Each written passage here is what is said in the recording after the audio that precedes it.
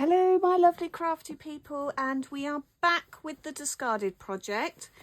In my last video I created my kind of thought process of my moss study. I really want to look at moss in detail and different techniques that we can use to represent moss. So this was just my brainstorm and fabric swatches and ideas. This lovely coat created from fabric simulated moss. So then I went away and I found some pictures of moss that really I looked really deeply at the shapes and the colours of the moss and the lichen. And what I did is I watercoloured the backgrounds. Then using black fine liner, I picked out the shapes and the patterns. So this was quite straight lines and wiggly woggly. And then what I've done for that one is I split some wool and some string and some other things into their fibres. And I've just glued them down.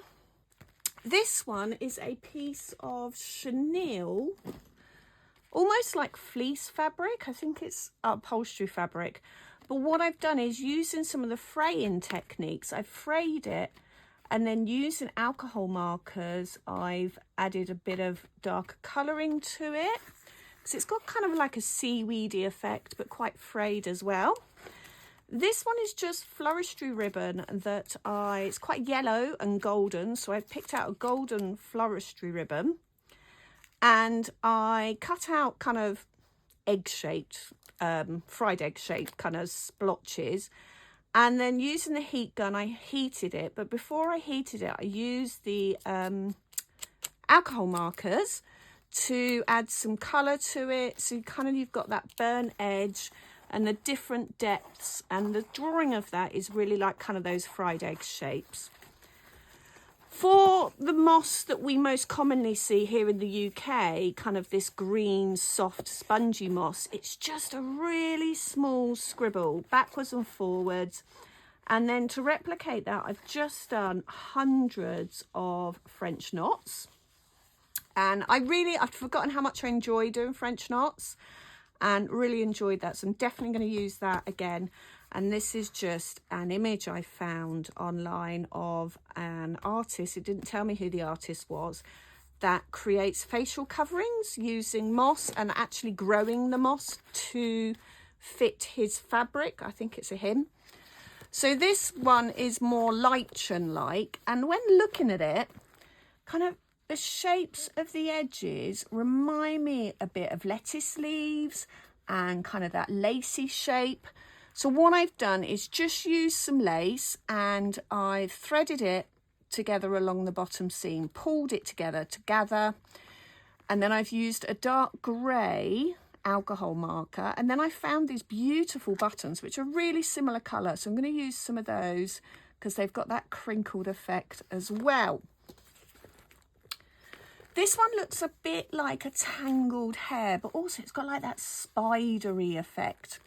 So drawing this, I picked out the vacant circles, the negative space in them, and then coming off all the tendrils, and then using free motion. So this one, hopefully you can see it. This one was free motion on water-soluble fabric that I then melted away with the water. Was really sticky, didn't come out great, so I tried again on some calico, and actually it's worked really well having the calico background, so it's given a really good effect. Then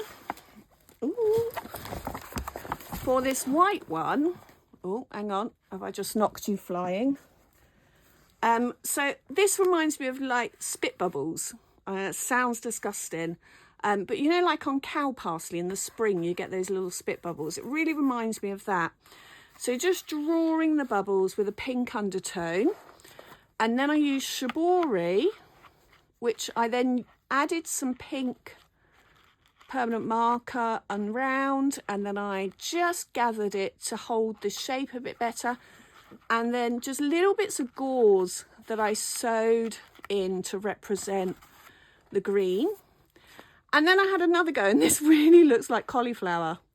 That's all I could think of. Doing lots and lots of single and double French knots, and then using ribbon to accentuate with the green, and it's all backed onto some this that I've coloured in the pink as well. And then finally, for this like tree-like spiky one, using the fibres, these ones, I thread them through some quite heavy gauze and then chopped it and just zhuzhed it up. This is bullion stitch that I've never done before, but I was quite pleased with the effect. And then this is ribbon that you sew up and then you kind of picot it at the length you want it, and it just holds it in place. And that's pretty much what I use for these as well. So those are my kind of observational drawings, investigations of how I might use fabric or other materials to represent moss. So what I'm going to do now, I need to stick those down first, is on my next page, I'm going to design a moss lichen ground floor covering, kind of forest floor kind of collage using a whole load of embroidery stitches, doing a little bit of tapestry, a little bit of applique, and I've chosen this fabric as the background, not because it's floral, but because it's got that whole mix of the different greens and browns. So you might not see much of this fabric at the end, but it's quite a heavy calico, so it'll be really nice canvasy to be able to sew on.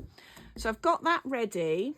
So my next video will be designing that. So I'm going to draw the stitches. I've got some pictures I want to print that I'm going to have around it, and then this page will be for sticking that on once it's finished. So I hope you, I did start videoing each stage of the process, and I just thought this video is going to be like 9 hours long. So I will just come back and do a walkthrough with you once I've completed those pages, which I have now done. I've just got to do a few labels of the processes I've done, but they're ready to move on. So that is moss 1, moss 2, and then there'll be a third moss, and then I've got another artist to look at, and then I'm probably going to start thinking about my final project, pulling together everything I've looked at. So keep watching. Don't forget to hit the subscribe bell and do all the things you do to help my channel grow, comment, share, and all those. So thanks for watching, and I'll see you soon.